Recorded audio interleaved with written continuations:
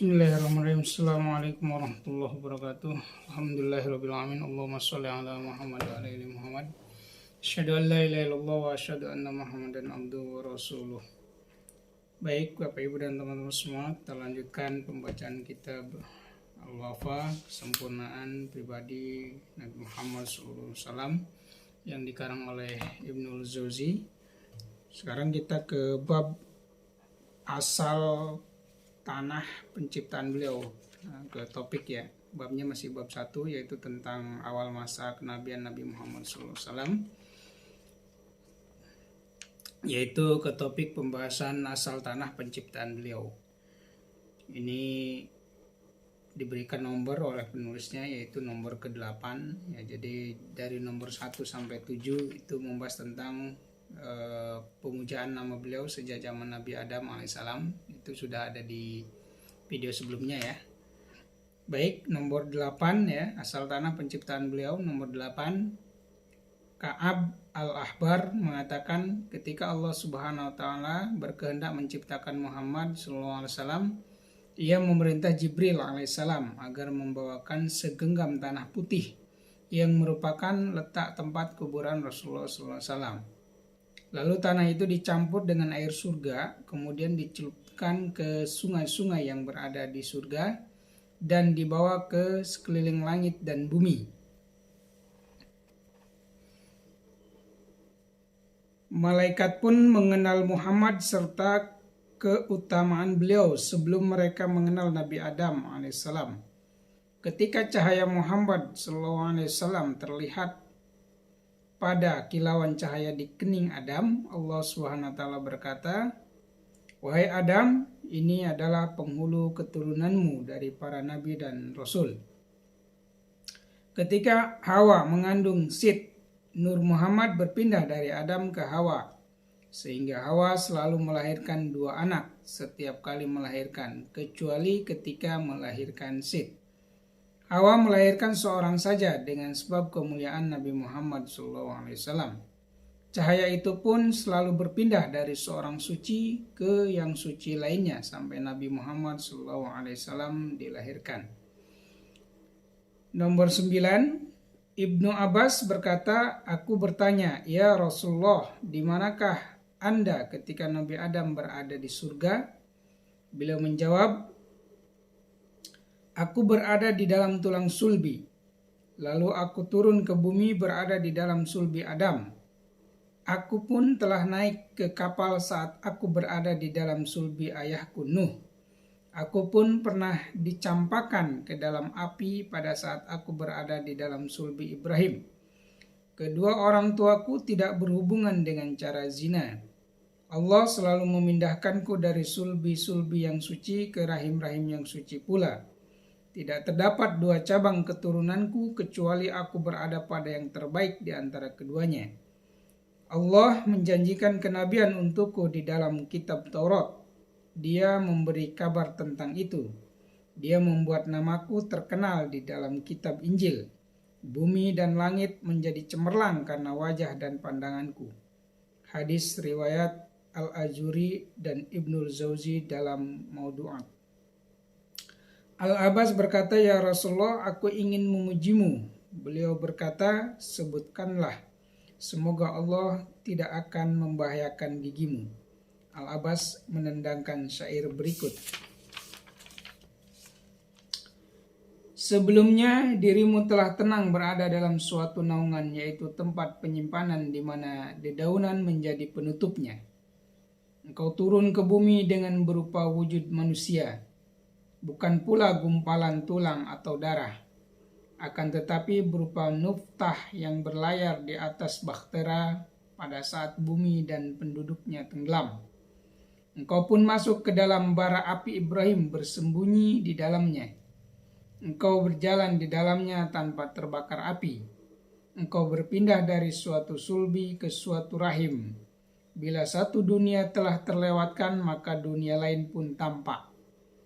Sehingga sampai ke rumahmu yang terjaga itu, yaitu Hindib Ulya. Pada saat engkau tiba, bumi pun menjadi terang dan ufuk menjadi bersinar dengan cahayamu.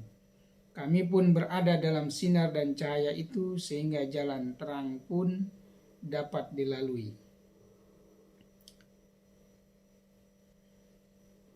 Kemudian kita masuk tema doa Nabi Ibrahim Al-Khalil agar Nabi Muhammad diutus.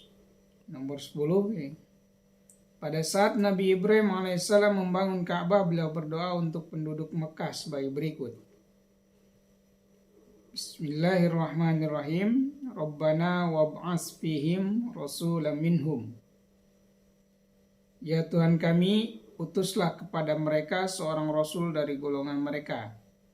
Quran surat Al-Baqarah, surat kedua ayat 129. As-Sudi meriwayatkan berasal dari guru-gurunya sebagai berikut. Nabi itu adalah Nabi Muhammad SAW. Nomor 11. Al-Irbad bin Syariyah berkata, Rasulullah SAW bersabda, Aku di sisi Allah adalah penutup para nabi, sedangkan Adam pada waktu itu masih bercampur dengan tanah. Akan kuberitahukan kalian tentang keberadaanku. Aku adalah doa Nabi Ibrahim, kabar gembira Nabi Isa, dan mimpi yang dialami oleh ibuku dan ibu-ibu para nabi terdahulu. Diriwayatkan pula oleh Laits dari Muawiyah berkata, sungguhnya ibu beliau melihat cahaya ketika beliau lahir yang menerangi seluruh istana negeri Syam. Kemudian kita masuk ke tema berikutnya. Nama beliau dan umat beliau yang disebutkan di dalam kitab Taurat dan Injil, serta pengakuan ulama ahli kitab tentang hal itu. Allah Subhanahu wa taala berfirman, A'udzu billahi minasyaitonir rajim. Bismillahirrahmanirrahim. Alladzina yattabi'una ar-rasulan nabiyyal ummiyal alladzi yajidunahu maktuban 'indahum fit Taurati wal Injil. Al-A'raf 157. Artinya yaitu orang-orang yang mengikuti Rasul Nabi yang ummi yang namanya mereka dapati tertulis di dalam Taurat dan Injil yang ada di sisi mereka. Quran surat Al-A'raf ayat 157. Bahwa yang dimaksud pada ayat ini adalah orang yang mengetahui sifat dan ciri-ciri beliau. Firman Allah yang menyuruh mereka mengerjakan yang ma'ruf. Yang dimaksudkan adalah kemuliaan akhlak dan silaturahmi. Firman Allah dan melarang mereka dari mengerjakan yang munkar. Yang dimaksudkan di sini adalah syirik. Firman Allah dan menghalalkan bagi mereka segala yang baik. Dan menghalalkan bagi mereka segala yang baik yang dimaksudkan adalah apa yang dianggap baik oleh orang Arab. Ada yang mengatakan yaitu lemak yang diharamkan untuk Bani Israel, unta yang dibelah telinganya, hewan ternak yang dilepas, anak domba jantan kembar dengan betina, dan hewan penjaga. Firman Allah, dan mengharamkan bagi mereka segala yang buruk, yaitu apa yang dianggap buruk oleh orang Arab, yaitu bangkai, darah, urat, dan mereka halalkan. Yang mereka halalkan. Firman Allah, dan membuang dari mereka beban-beban dan belenggu-belenggu yang ada pada mereka. Abu Ishaq Al-Jazaz berkata, belenggu yang dimaksud di sini adalah perumpamaan bagi perperangan mereka. Tidak diterimanya diat mereka dan mereka tidak boleh bekerja pada hari Sabtu. Mereka harus memberikan pinjaman dari sebagian harta yang mereka peroleh. Kemudian nomor 12. Ali bin Abi Thalib radhiyallahu anhu berkata tentang penafsiran firman Allah saat Allah mengambil janji para nabi. Ali Imran ayat 81. Ia berkata, Allah tidak mengutus seorang rasul sejak mulai Nabi Adam dan seterusnya kecuali dia menyuruh mereka berjanji jika Muhammad diutus dan mereka masih hidup maka mereka wajib beriman kepada beliau, menolong beliau dan memerintahkan kaum mereka untuk berjanji pula seperti itu. Nomor 13. Dari Qatadah ketika menafsirkan firman Allah saat Allah mengambil janji para nabi, ia berkata, ini adalah janji yang Allah buat terhadap para nabinya agar mereka saling membenarkan Dan Allah membuat perjanjian dengan ahli kitab seperti yang telah disampaikan oleh nabi-nabi mereka agar mereka beriman dan membenarkan Nabi Muhammad SAW. Dari Atha bin Yasar, aku berjumpa dengan Abdullah bin Amr bin Al-As radhiyallahu anhu. Aku berkata kepadanya, beritahukanlah aku tentang ciri-ciri Rasulullah SAW di dalam kitab Taurat. Ia berkata, ya baiklah, demi Allah telah disebutkan di dalam Taurat seperti yang telah disebutkan di dalam Al-Quran tentang beliau sebagai berikut. Hai Nabi, sungguhnya kami mengutusmu sebagai saksi dan pembawa kabar gembira serta pemberi peringatan untuk menjaga agamaku. Engkau adalah hambaku dan rasulku. Aku menamakanmu dengan sebutan Al-Mutawakkil. Engkau bukan orang yang berperangai jahat, bukan pula orang yang kasar, dan bukan orang yang suka berteriak di pasar. Engkau tidak membalas kejahatan dengan kejahatan, akan tetapi engkau adalah pemaaf. Allah tidak akan mencabut nyawa beliau sebelum agama yang bengkok menjadi lurus, sehingga mereka semua mengucapkan kalimat La ilaha illallah. Allah membuka melalui beliau mata orang-orang yang buta, telinga-telinga yang tuli, dan hati-hati yang lalai. Lafaz hadis ini hanya diriwayatkan oleh Al-Bukhari. Abdullah bin Salam berkata, nomor 15 ya. Abdullah bin Salam berkata, sifat Rasulullah SAW di dalam Taurat adalah sebagai berikut.